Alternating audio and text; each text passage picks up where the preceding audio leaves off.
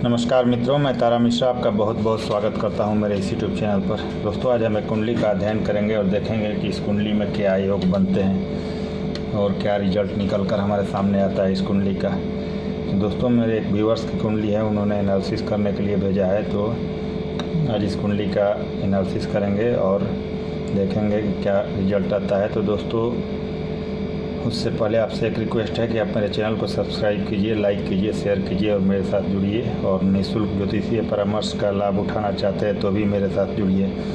दोस्तों, ये कुंडली मैं पेड सर्विस में कर रहा हूँ, लेकिन निःशुल्क ज्योतिषीय परामर्श भी देता हूँ यहाँ पर और निःशुल्क कुंडली एनालिसिस भी करता हूँ। तो जो व्यक्ति मेरे से लगातार जुड़े हुए हैं उनका कुंडली निःशुल्क अध्ययन किया जाता है। तो अगर आप भी उसका लाभ लेना चाहते हैं तो मेरे साथ जुड़िए और इसका लाभ लीजिए। तो चलिए दोस्तों, अगर कोई भी परेशानी आ रही है आप तो कमेंट करें कमेंट्स बॉक्स में, और आपके हर कमेंट्स का यहाँ पर रिप्लाई दिया जाता है। तो आप कमेंट करें और इस सुविधा का लाभ लें। तो इस कुंडली का अध्ययन करते हैं दोस्तों। हमने 4 चक्रों को बनाया है, लग्न, D9, भाव चलित और D10। इन चारों चक्रों के माध्यम से इस कुंडली को समझने की कोशिश करेंगे और साथ में दोस्तों गोचर का रिजल्ट भी देखेंगे और अष्टक वर्ग से भी यहाँ पर हम प्रेडिक्शन करने की कोशिश करेंगे कि क्या रिजल्ट आता है इस कुंडली का। क्योंकि हमें परफेक्ट प्रेडिक्शन करना है, इसलिए सारी चीज़ों को मिलाकर यहाँ पर प्रेडिक्ट करेंगे और देखेंगे क्या स्थिति है इस कुंडली का। तो चलिए स्टार्ट करते हैं। मैंने यहाँ पर नेगेटिव और पॉजिटिव दोनों ग्रहों को यहाँ पर डिफाइंड कर दिया है दोस्तों। तो जो भी नेगेटिव ग्रह हैं और पॉजिटिव ग्रह हैं, समय बचाने के लिए पहले ही मैंने निकाल दिया है। तो यहाँ पर आपको समझा देता हूँ। ये मेष लग्न की कुंडली है और लग्नेश होते हैं मंगल देव दोस्तों। मेष लग्न की कुंडली के मंगल देव लग्नेश होते हैं, जो कि स्वयं जाकर 6 नंबर हाउस में बैठ गए हैं। तो ये दोस्तों अच्छी स्थिति नहीं है इस कुंडली के लिए, क्योंकि इस कुंडली का लग्नेश का त्रिक भाव में बैठना ये बता रहा है कि इस कुंडली में लग्न दोष लग गया। तो जब हमारा शरीर ही कमज़ोर हो जाता है दोस्तों, तो कोई भी काम करने में हम पूरी तरह सक्षम नहीं हो पाते और हर चीज़ में हमें स्ट्रगल करना पड़ता है। तो हमारा लग्नेश का त्रिक भाव में होना ये नेगेटिविटी दर्शा रहा है इस कुंडली में। तो दोस्तों, इस कुंडली में नेगेटिव जगह पर आ गए ये मंगल देव और लग्न दोष लग गया इस कुंडली में। आइए अब आगे देखते हैं। जैसे कि 2 नंबर में मेष लग्न की कुंडली में शुक्रदेव मारक होते हैं दोस्तों, क्योंकि नेगेटिव होते हैं इसलिए कि अगर द्वितीय लग्नेश का शत्रु होता है तो नेगेटिव हो जाएगा उस कुंडली में। तो यहाँ पर शुक्रदेव नेगेटिव हैं और 7 नंबर इनकी राशि 7वें भाव में है। तो यहाँ ये लग्नेश का अति शत्रु है, इसलिए शुक्रदेव इस कुंडली में नेगेटिव होंगे। इसके बाद बुध देव दोस्तों लग्नेश के अति शत्रु हैं, और एक तो सम हाउस मिला है और एक त्रिक हाउस मिला है। इन्हें 6 नंबर हाउस 6 नंबर हाउस में इनकी एक राशि है 6 नंबर। तो ये त्रिक हाउस है और ये दोस्तों सम हाउस है। तो लग्नेश के अति शत्रु भी हैं, तो ये नेगेटिव ग्रह में आ गए बुधदेव भी यहाँ पर। वैसे भी मेष लग्न की कुंडली में अगर कोई स्थिति न बने तो शुक्र और बुध नेगेटिव ही होते हैं दोस्तों। इसके बाद 4 नंबर कर्क राशि है। यहाँ केंद्र का बहुत अच्छा स्थान है, चंद्रदेव की राशि है और ये बैठे हुए हैं आपको शिक्षा और संतान वगैरह के हाउस में 5 नंबर त्रिकोण हाउस में। तो बहुत अच्छे योग कारक हैं, तो चंद्रदेव को यहाँ योग कारक में हम रखेंगे। इसके बाद दोस्तों बारी आती है यहाँ पर 9 नंबर राशि गुरुदेव की है। भाग्य भाव इनको मिलता है। मेष लग्न कुंडली में भाग्य भाव के मालिक होते हैं और एक व्यय भाव के कारक होते हैं। तो ये हैं बहुत अच्छे योग कारक होने चाहिए, क्योंकि 9 नंबर हाउस में इनकी राशि है और दोस्तों ये बैठे हुए हैं 7 नंबर विवाह स्थान के जगह पर। तो ये योग कारक ही होंगे क्योंकि अच्छे जगह पर हैं। तो गुरुदेव इस कुंडली में योग कारक हो। इसके बाद शनिदेव की बात करते हैं तो एक तो इन्हें कर्म स्थान केंद्र का स्थान मिला है और एक सम हाउस मिला है। छोटी मोटी बीमारी और लक्ष्मी स्थान भी से देखा जाता है। तो दोस्तों मेष लग्न की कुंडली में शनिदेव योग कारक ही होते हैं, लेकिन दोस्तों यहाँ पर गलत जगह पर बैठ गए हैं। ये त्रिक भाव में बैठ गए हैं। तो यहाँ पर आपके गलत हाउस में बैठने के चलते शनिदेव इस कुंडली में नेगेटिव हो गए दोस्तों। तो आपने देखा कि केवल चंद्र और गुरु 100% यहाँ पॉजिटिव है इस कुंडली में। इसके बाद मंगल देव का लग्न दोष लग गया तो ये नेगेटिव हो गए। इसके बाद शुक्र और बुध तो इसमें नेगेटिव होते ही हैं मेष लग्न की कुंडली में। और सूर्य देव की जहाँ तक स्थिति है दोस्तों, तो 5 नंबर राशि है सूर्य देव की, तो द्वादश स्थान में बैठे हुए। तो दोस्तों वैसे 6, 8, 12 का दोष नहीं लगता सूर्य देव को, क्योंकि आत्मा के कारक हैं, तो इन्हें दोष नहीं लगता 6, 8, 12 का। लेकिन दोस्तों मैंने यहाँ पर नेगेटिव में रखते हुए भी इन्हें सर्किल में कर दिया है, जो कि आप यहाँ भी रख सकते हैं, अच्छे ग्रहों में भी रख सकते हैं, क्योंकि सूर्यदेव यहाँ इस कुंडली में नेगेटिव रिजल्ट नहीं देंगे, क्योंकि ये 6, 8, 12 का दोष इन्हें नहीं लगता। लेकिन दोस्तों कुछ % रिजल्ट ये जरूर देंगे यहाँ का, तो व्यय को बढ़ा देंगे। लेकिन व्यय तभी होता है जब आय हो। तो दोस्तों कोई प्रॉब्लम नहीं है सूर्यदेव से। इसके बाद राहु केतु के बारे में हम जान लेते हैं। तो राहु और केतु दोस्तों उच्च के हैं। राहु देव मिथुन राशि में उच्च के हो जाते हैं और केतु देव यहाँ पर धनु राशि में उच्च के हो जाता है। राहु और केतु उच्च के हैं दोस्तों यहाँ इस कुंडली में, तो ये अच्छी स्थिति है। लेकिन दोस्तों ये भी आप जान लीजिए, मैं बार बार आपको कहता हूँ कि राहु और केतु कितना उच्च का हो जाए, लेकिन अपना नेगेटिव प्रभाव बहुत हद तक नेगेटिव प्रभाव अपना देते ही हैं, अपना नेगेटिव प्रभाव नहीं छोड़ते। तो दोस्तों हाथ लगाएंगे तो काला होगा ही, ऐसी स्थिति है मतलब राहु केतु की। तो नेगेटिव प्रभाव कुछ हद तक ये जरूर देंगे कुंडली में, कितना उच्च का हो जाए। तो उच्च के हैं दोस्तों, इसलिए हमने अच्छे ग्रहों में रखा है, लेकिन अपना पॉजिटिव के साथ नेगेटिव रिजल्ट भी देंगे। इसके बाद दोस्तों हमने योग कारक और मारक की लिस्ट निकाल ली है। अब हम बात कर लेते हैं दोस्तों मारक ग्रह। यहाँ पर नेगेटिव ग्रह की बात कर रहे हैं। मारक ग्रह तो द्वितीयेश हो गए आपके, अष्टमेश हो जाते हैं, सप्तमेश, इस तरह। तो दोस्तों यहाँ पर नेगेटिव को हमने रखा है, यहाँ पर मारक को नहीं रखा है। तो यहाँ अशुभ ग्रहों में इनकी लिस्ट आ गई। और आगे हम जानते हैं किस स्थिति में क्या स्थिति बन रही है इनकी कुंडली में। तो दोस्तों कुछ वक्री ग्रह हैं जो कि बहुत बुरी स्थिति हो रही है इस कुंडली के लिए।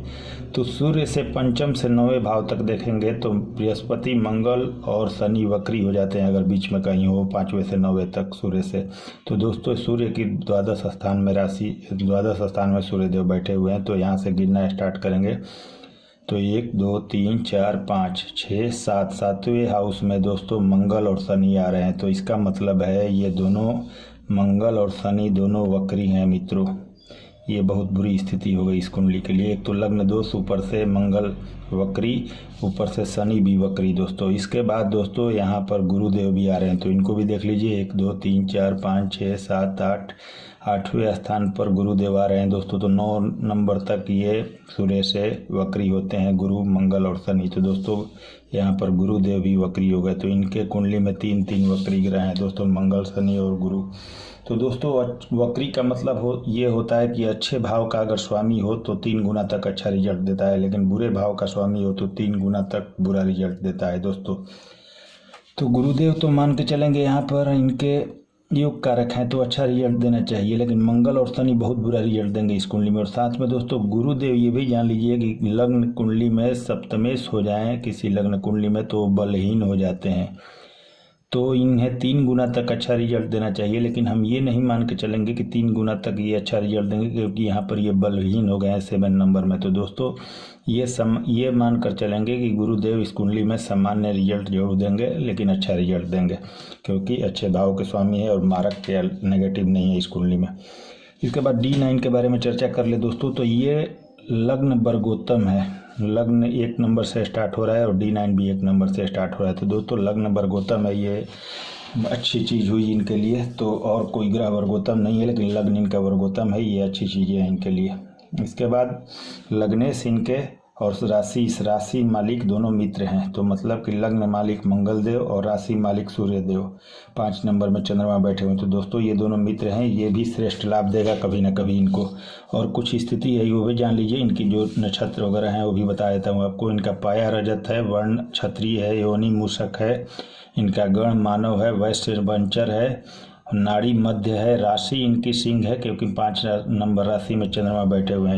इनके इष्ट देव सूर्य हैं क्योंकि दोस्तों इनके पंचमेश किसी भी कुंडली के इष्ट देव होते हैं। तो यहाँ पर 5 नंबर में सिंह राशि आ रही है सूर्य देव की, तो ये इष्ट देव इनके सूर्य हुए। नक्षत्र पद दोस्तों पूर्वा फाल्गुनी है 4।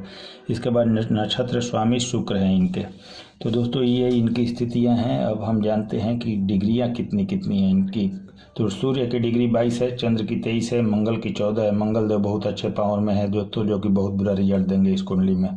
बुध देव भी बहुत अच्छे पावर में है, लेकिन बुरा ही रिजल्ट देंगे क्योंकि गलत घर में है। गुरुदेव 14 डिग्री फुल पावर में है दोस्तों। शुक्रदेव भी 5 डिग्री है, शनि 25 डिग्री, राहु और केतु 24 डिग्री है।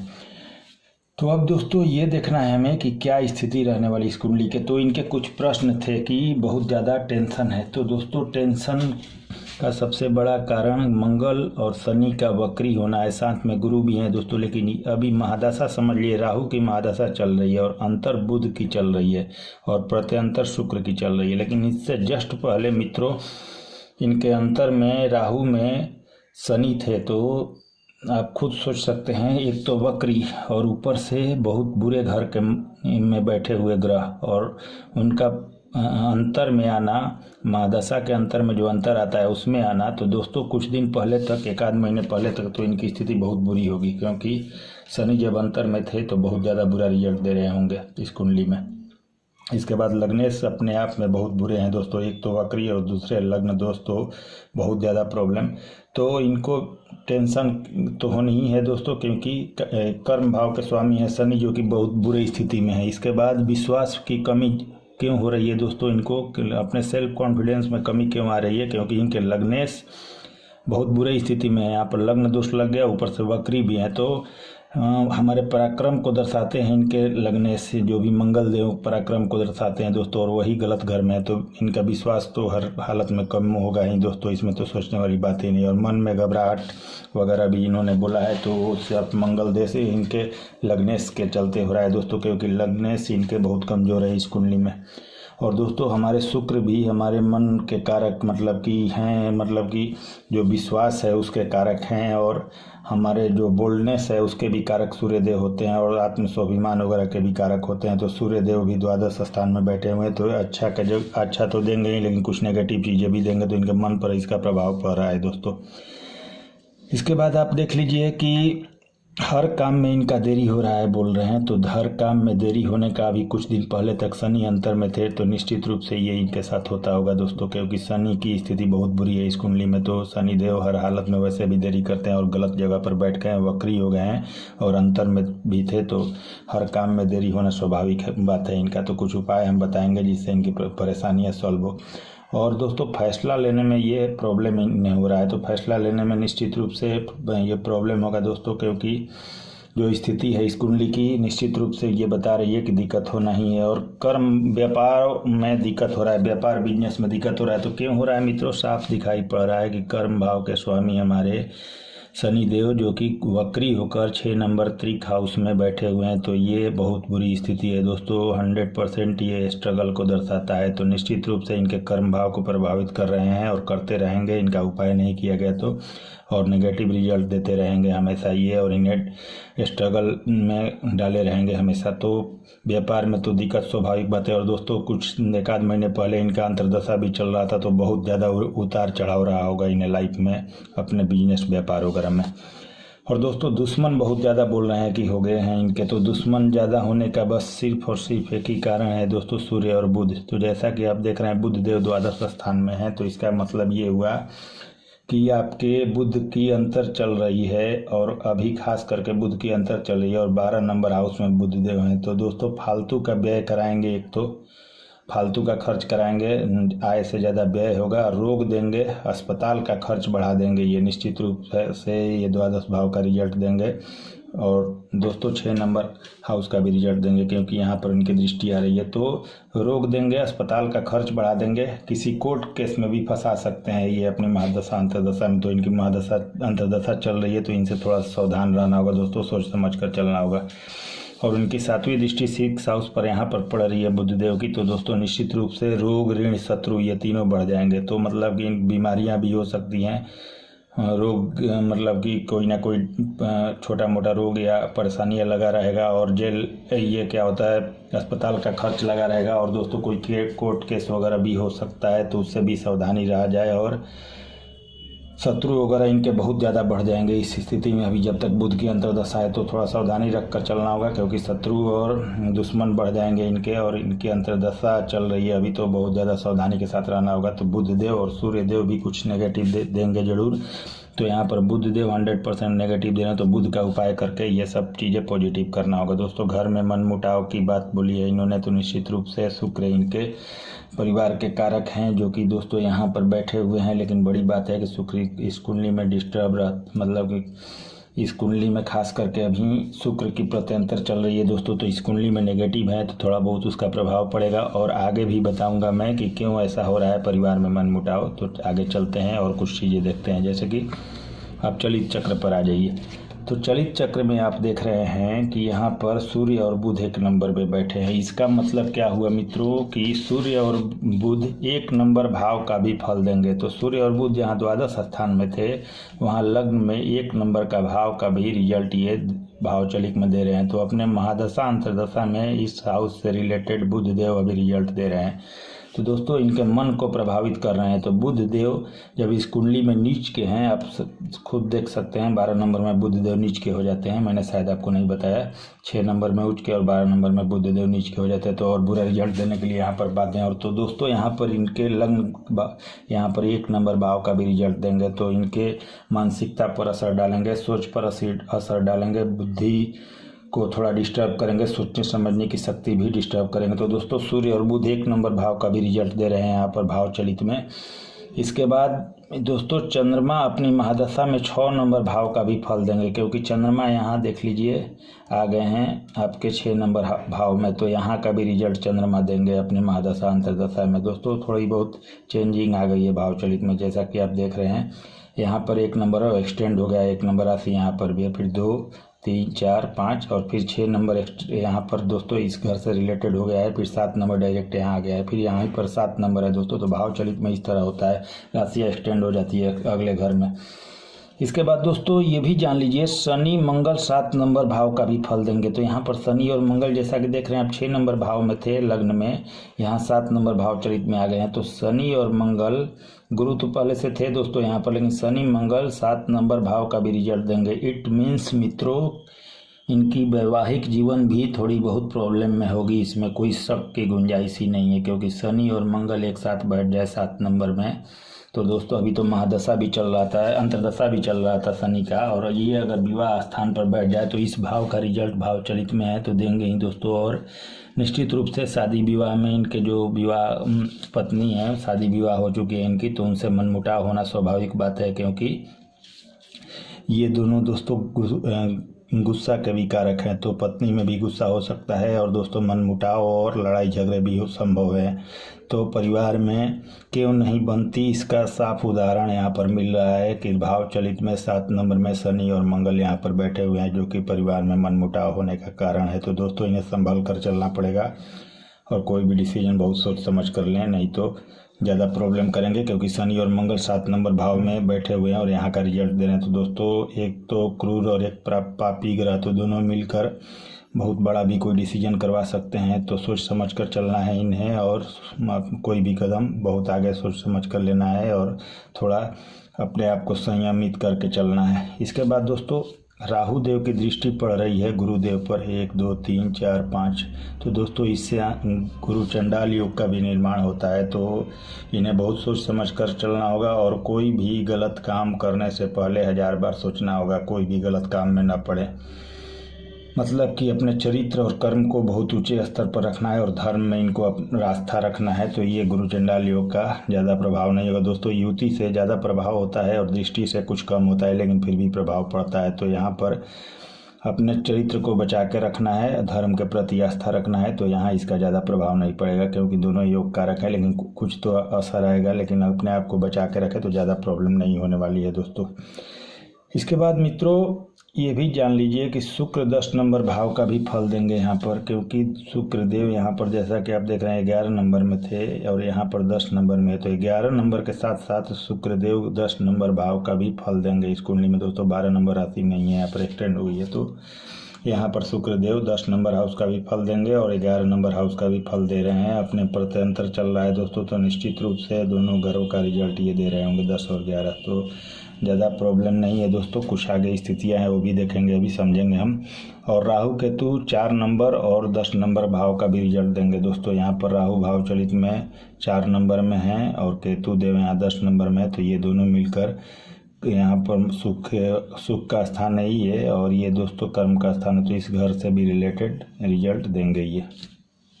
तो यही सब स्थितियाँ हुई दोस्तों। अब D10 के बारे में जान लें हम। तो D10 में इनके लग्नेश जो है सूर्य देव, मतलब कि 3 नंबर राशि है दोस्तों, तो इनके लग्नेश सूर्य मिथुन राशि है, बुध देव तो लक्ष्मी स्थान पर बैठे हुए, तो ये श्रेष्ठ स्थिति बता रही है दोस्तों, अच्छी स्थिति है। इसके बाद इनके कर्म भाव के स्वामी जो कि 12 नंबर राशि है, इसके स्वामी होते हैं गुरुदेव, भाग्य भाव में बैठे। तो दोस्तों D10 चार्ट इनका बहुत अच्छा है, कोई प्रॉब्लम नहीं है। ये दर्शा रहा है कि आने वाले समय में इसका लाभ इन्हें मिलेगा। तो कुछ स्थितियां हैं दोस्तों, कुछ परेशानियां हैं, उनसे इन्हें बाहर निकलनी होगी। जैसे कि इनके राहु की महादशा अभी चल रही है और अंतर बुध का और प्रत्यंतर शुक्र का चल रहा है। तो दोस्तों अभी इनका थोड़ा बुरा समय चल रहा है, लेकिन 27/1/2020 से राहु में केतु आएंगे तो स्थिति सुधरेगी। राहु में केतु का अंतर आएगा तो इनकी स्थिति जरूर बहुत हद तक सुधरेगी। और दोस्तों अभी बुध में मतलब कि चंद्र आपको 8वें महीने से बुध में चंद्र आने वाले हैं इनकी कुंडली में। तो 8/2018 से 20/8/2018 से जब चंद्र आएंगे, शुक्र के जगह चंद्र जब हो जाएंगे दोस्तों, तो उस स्थिति में थोड़ी सी स्थिति इनकी सुधरेगी और जो अभी जितना टेंशन वगैरह है उससे थोड़ा सा राहत मिलेगा। और मतलब कहने का मतलब 2-3 महीने में इन्हें राहत कुछ हद तक मिलना शुरू होगा, लेकिन उसके लिए इन्हें कुंडली में कुछ उपाय करने होंगे दोस्तों, ताकि ज़्यादा से ज़्यादा इन्हें लाभ मिल पाए। और चलिए आइए हम थोड़ा सा गोचर पर भी नज़र डाल लेते हैं। तो दोस्तों यहाँ पर गोचर मैंने रखा है, तो एट प्रेजेंट अभी ग्रहों का जो मूवमेंट हो रहा है उसके अनुसार गोचर निकाला है। तो अभी शनिदेव 9 नंबर धनु राशि में है, मंगल केतु 10 नंबर, मंगल देव अपने उच्च के राशि में है दोस्तों। तो लग्नेश है इनके मंगल देव, तो यहाँ पर 10 नंबर में उच्च के राशि में है। चंद्रदेव 1 नंबर में है। इसके बाद 3 नंबर में सूर्य देव हैं, 4 नंबर में बुध शुक्र और राहु हैं और 7 नंबर में गुरु हैं। तो दोस्तों ये एट प्रेजेंट गोचर आज का है, अभी जो स्थिति है गोचर में ग्रहों की। तो उसके अनुसार दोस्तों यहाँ अष्टक वर्ग से मैंने निकाला इनके कि कितने बिंदु मिल रहे हैं इनके अंतर्दशा नाद को, इनके लग्नेश को, शनि को, बुध को, जो अभी अंतर में चल रहे हैं। तो दोस्तों यहाँ पर इनके गुरु को कोई बिंदु नहीं मिल रहा है अभी आज के गोचर में। मंगल जो लग्नेश हैं इनको 1 बिंदु मिला, शनि को बिल्कुल यहाँ बिंदु नहीं मिला, वैसे भी लग्न कुंडली में बुरे स्थिति में है। बुध देव दोस्तों 1 बिंदु इन्हें अभी मिल रहा है। तो दोस्तों मिला जुला कर जब हमें 2 बिंदु मिलते हैं तो ये निश्चित रूप से दर्शा रहा है कि इस कुंडली में स्ट्रगल है। अभी फ़िलहाल तो दोस्तों बहुत ज़्यादा स्ट्रगल है। 2020 से इनकी स्थिति निश्चित रूप से बहुत अच्छी होगी, तब तक के लिए इन्हें थोड़ा सा स्ट्रगल लाइफ में ज़रूर होगा दोस्तों। लेकिन अब कुछ उपाय है जिसके थ्रू ये इस सब नेगेटिविटी से दूर हो सकते हैं और बच सकते हैं। तो उपाय में क्या करें मित्रों? उपाय सबसे बड़ी इनके लिए है कि शनि का उपाय करें सबसे पहले। तो दोस्तों शनि के उपाय में इन्हें हर हालत में क्या करना है कि शनि का बीज मंत्र करें। दोस्तों मैं व्हाट्सअप भी कर दूंगा। तो शनि का बीज मंत्र करना है इन्हें। इसके बाद सरसों तेल का दीपक पीपल के पेड़ के पास रखें शनिवार को, और ये जल भी दें शनिवार को पीपल के पेड़ में, तो जल भी दे। तो इन्हें जो शनिदेव का नेगेटिव प्रभाव मिल रहा है उससे बहुत ज़्यादा लाभ होगा, क्योंकि शनिदेव इनके कर्म भाव के स्वामी है दोस्तों। तो हमेशा ये उपाय करना होगा, कुछ दिन कम से कम ये बीज मंत्र, सरसों तेल का दीपक और जल दे, कम से कम 6 महीने। लेकिन इसके बाद ये तीनों चीज़ें ना करें तो कम से कम बीज मंत्र इन्हें शाम में प्रतिदिन रात्रि में 8 बजे के करीब इन्हें शनिदेव का बीज मंत्र करना होगा। बीज मंत्र कौन सा करना है इन्हें? ओम शम शनिश्चराय नमः, मैं सेंड कर दूंगा। तो हर हालत में इन्हें जीवन भर कम से कम शनिदेव का बीज मंत्र करना है, क्योंकि इनके कर्म भाव के स्वामी है, कर्म भाव को नेगेटिव कर रहे हैं दोस्तों। तो इनको हर हालत में करना है, नहीं तो। और दोस्तों यहाँ लक्ष्मी भाव में शुक्र भी यहाँ इनको डिस्टर्ब नेगेटिव दे रहे हैं रिजल्ट, तो शुक्र देव का भी उपाय करते रहना है दोस्तों। पत्नी के साथ बहुत अच्छा संबंध रखना है इनको, शुक्र पत्नी के कारक होते हैं। तो अपने पत्नी को खुश रखें तो उसका ज़्यादा लाभ मिलेगा इन्हें। और माँ महालक्ष्मी की पूजा करें। इसके बाद दोस्तों सबसे बड़ा इनके लिए उपाय है हनुमान चालीसा का पाठ करें, क्योंकि उससे शनि देव की स्थिति भी सुधरेगी। और लग्नेश है इनके मंगल देव, तो हनुमान चालीसा करेंगे तो मंगल देव भी इस कुंडली में पॉजिटिव होंगे। तो ज़्यादा बुरा अभी स्थिति है दोस्तों, लेकिन आगे मुझे लगता है कि इस तरह का स्थिति नहीं रहने वाला है, इनकी स्थिति में सुधार आएगी। लेकिन दोस्तों और कुछ भी उपाय करना होगा इन्हें। बुधवार को गाय को हरा चारा देना है इन्हें, गाय को हरा चारा दें। इसके बाद दोस्तों इनका बीज मंत्र भी करना है, क्योंकि बुध का अंतर चल रहा है, बुध का बीज मंत्र करें। ये कुछ लंबा चौड़ा उपाय है दोस्तों, लेकिन करना ही पड़ेगा अगर इनको अपनी लाइफ को ठीक करना है, तो नहीं तो बहुत ज़्यादा परेशानियाँ होगी। और सूर्य को जल दें, नित्य सुबह उठकर सूर्य को जल दें ये। इसके बाद दोस्तों शंकर भगवान की पूजा करें तो सबसे बड़ा इनके लिए कुंडली का उपाय ये है, शंकर भगवान की पूजा बता रहा हूँ दोस्तों कि सबसे बड़ी इनकी उपाय इनकी कुंडली की ये है कि ये हनुमान चालीसा प्रतिदिन करें और शंकर भगवान का नित्य प्रति ये पूजा करें तो इनके सारे ग्रह गोचर जो हैं कुंडली के वो 100% धीरे धीरे पॉजिटिव होने लगेंगे, क्योंकि शंकर भगवान का पूजा जो व्यक्ति करता है उसके सारे ग्रह वैसे ही पॉजिटिव हो जाते हैं दोस्तों। और साथ में हनुमान चालीसा आप करते हैं तो लगने से भी आपके मजबूत होंगे और ज़्यादा प्रॉब्लम नहीं होने वाली है। आपको 2 महीने 2.5 महीने करेंगे तो धीरे धीरे पॉजिटिव होने लगेगा रिजल्ट। इसके बाद दोस्तों कम से कम इन्हें शनि का उपाय और बुध का उपाय हर हालत में करना है और शुक्र का भी उपाय करना है। तो और नहीं तो कम से कम शनि का, बुध का और दोस्तों राहु का बीज मंत्र करें जरूर, क्योंकि राहु इनका महादशा चल रहा है तो राहु जरूर पॉजिटिव है लेकिन नेगेटिव रिजल्ट भी देते हैं पॉजिटिव होते हुए भी। तो राहु का बीज मंत्र हर हालत में इन्हें करना है और हनुमान चालीसा का प्रतिदिन इन्हें पाठ करना है। तो जो स्थितियाँ हैं उससे ये निश्चित रूप से बाहर निकल पाएंगे। अब दोस्तों हम जान लेते हैं कि ये कौन सा रत्न पहन सकते हैं। तो इनके लिए रत्न सबसे बेस्ट होगा दोस्तों, ये भाग्य भाव के मालिक हैं गुरु, तो गुरु का रत्न ये पहने तो ज़्यादा लाभ होगा। हालांकि गुरु की डिग्री अच्छी है लेकिन ये इनका टॉपाज पोखराज पहने दोस्तों, पोखराज ज़्यादा महंगा होगा, टॉपाज ही पहने, 10 रत्ती का पहने, रत्ती बढ़ाकर पहनेंगे तो ज़्यादा लाभ देगा ये भी। और चंद्रमा का रत्न पहने ये, क्योंकि चंद्रमा मन के कारक है तो थोड़ा सा मन वगैरह शांत रहेगा और सुखों में वृद्धि होगी दोस्तों इनके। तो चंद्रमा का मोती पहन लें, 9 रत्ती 9.5 रत्ती का पहन लें तो बहुत ज़्यादा लाभ होगा इन्हें। तो दोस्तों ये कुछ उपाय है, कुछ स्थितियां हैं इनकी कुंडली की। अब इनकी स्थिति जान लेते हैं कि आगे भविष्य में क्या स्थिति रहती है। आर्थिक स्थिति के बारे में दोस्तों, हम आर्थिक स्थिति के बारे में सबसे पहले 2 नंबर से यहाँ पर विचार करते हैं। तो लग्न कुंडली में 2 नंबर का मालिक होता है शुक्रदेव दोस्तों, 2 नंबर राशि का मालिक शुक्रदेव। तो हम D9 में आ जाते हैं और देखते हैं कि यहाँ पर शुक्रदेव किस स्थिति में। तो दोस्तों यहाँ पर 8 नंबर भाव में D9 में शुक्रदेव है और इसमें राशि भी आ रही है 8 नंबर ही। तो इसके मालिक 8 नंबर के मंगल देव होते हैं। तो मंगल देव को जब हम देखेंगे लग्न कुंडली में तो आप देख रहे हैं कि यहाँ त्रिक भाव में बैठे हुए 6 नंबर हाउस में। तो दोस्तों आर्थिक स्थिति ये बार बार बता रही है, लग्न कुंडली भी बता रही थी और D9 से कन्वर्ट करके देख रहे हैं तब भी ये पता चल रहा है कि ये स्ट्रगल वाली कुंडली है। तो आर्थिक स्थिति में उतार चढ़ाव इन्हें हमेशा रहेगा दोस्तों, उतार चढ़ाव खास करके रहेगा। मंगल को अगर ये स्ट्रॉन्ग करे तो इस स्ट्रगल से बाहर निकल सकते हैं। इसके बाद प्रोफेशनल लाइफ के बारे में जान लेते हैं। तो प्रोफेशनल लाइफ 10 नंबर से देखते हैं मित्रों, इसके मालिक होते हैं शनि देव। तो हम इसमें अब D9 में शनि देव को देख लेते हैं कहाँ बैठे। तो दोस्तों शनि देव यहाँ पर आपके 5 नंबर हाउस में बैठे हुए हैं 5 नंबर राशि के साथ। तो इसके 5 नंबर राशि के मालिक सूर्य देव हुए। तो अब हम वापस लग्न कुंडली पर आते हैं और देखते हैं सूर्य देव कहाँ है। तो दोस्तों सूर्य देव आपके 12 नंबर हाउस में बैठे हुए हैं। तो दोस्तों कर्म हाउस को ज़्यादा ये नेगेटिव रिजल्ट नहीं देंगे, क्योंकि सूर्य देव बुरे नहीं होते हैं 12 नंबर में। तो ये दोस्तों इनके कर्म हाउस जो है आगे चलकर इस घर से रिलेटेड जो भी परेशानियां हैं बिजनेस व्यापार में उसमें इनको राहत मिलेगी और यहाँ से लाभ भी मिलेगा। लेकिन दोस्तों व्यय कराएंगे फालतू का व्यय, तो व्यय का चिंता नहीं है दोस्तों, जब आय होगी तभी तो कोई व्यय करेगा, तो कोई प्रॉब्लम नहीं है। लेकिन यहाँ पर कर्म भाव आगे चलकर कुछ स्ट्रगल के बाद और उपायों के बाद कर्म भाव एक्टिवेट होगा और यहाँ से इन्हें लाभ मिलने की उम्मीद बहुत ज़्यादा बनेगी। और दोस्तों 100% ये जान लीजिए कि जब इनकी राहु की महादशा खत्म होगी उस टाइम में बहुत ज़्यादा इनकी स्थिति सुधरेगी। लेकिन दोस्तों अभी 7-8 साल है राहु की महादशा, तब तक बहुत लंबा समय होता है दोस्तों। लेकिन ये 100% जान लीजिए कि कम से कम 2020 के बाद इनकी स्थिति बहुत ज़्यादा सुधर जाएगी, क्योंकि राहु में केतु आ जाएंगे और दोनों ही जबुज के राशि वाले दोनों मित्र आ जाएंगे तो बहुत ज़्यादा रिजल्ट अच्छा देना शुरू करेंगे। 2020 से इनका बहुत अच्छा टाइम शुरू होगा, लेकिन अभी 2-3 महीने बाद से भी धीरे धीरे कुछ स्थितियों में सुधार आने लगेगी दोस्तों।